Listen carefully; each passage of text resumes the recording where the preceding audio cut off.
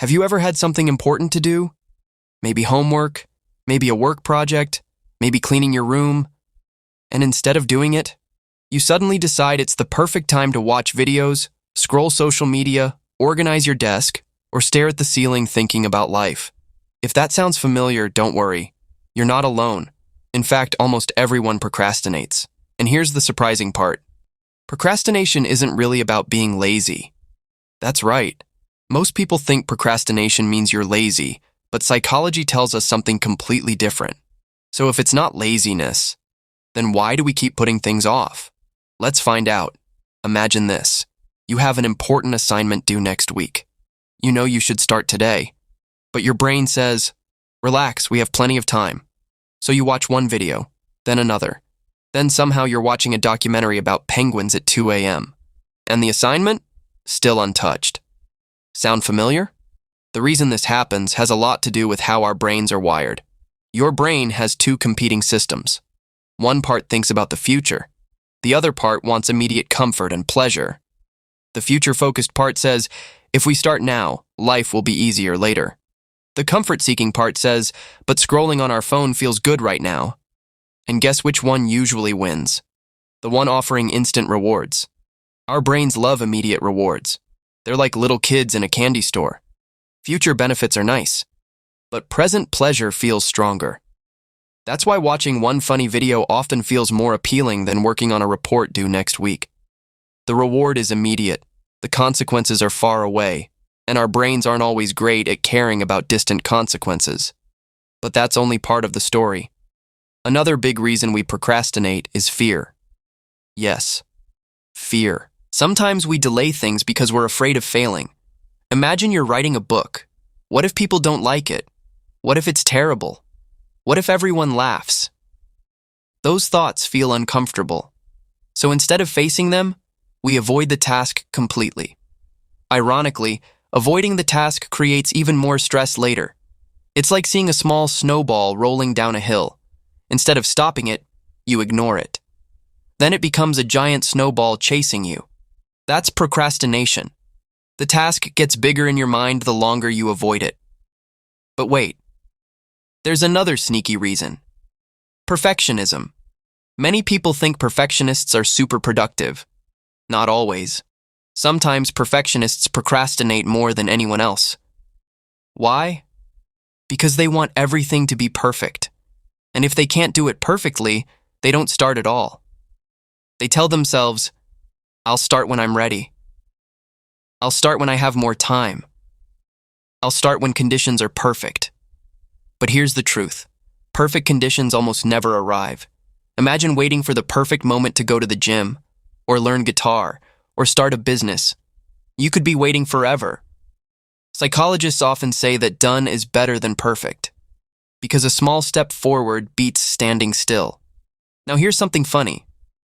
Have you ever cleaned your entire house just to avoid doing one important task? Suddenly you're folding clothes, wiping tables, organizing drawers, doing literally everything except the thing you actually need to do. This is called productive procrastination. You look busy. You feel productive. But you're still avoiding the main task. It's like running on a treadmill. Lots of movement. No actual progress. Another reason we procrastinate is because big tasks feel overwhelming. Let's say someone tells you, write a 100-page report. That sounds scary. Your brain immediately says, no thanks. But what if the task becomes, write one paragraph? That feels manageable. The task hasn't changed. Only the size of the first step has.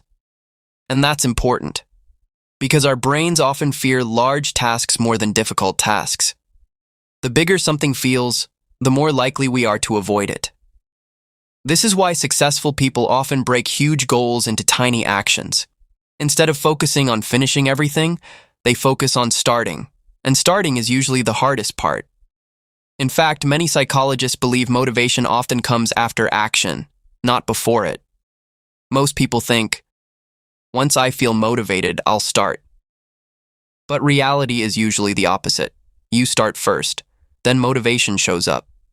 Think about exercise. You may not feel like working out, but after 10 minutes, you often feel much better. The action creates motivation, not the other way around. Now here's a question. Why do deadlines suddenly make us productive? A project sits untouched for weeks. Then suddenly the deadline is tomorrow. And somehow you become a productivity machine. You finish hours of work in one night. It's almost like gaining superpowers. What's happening?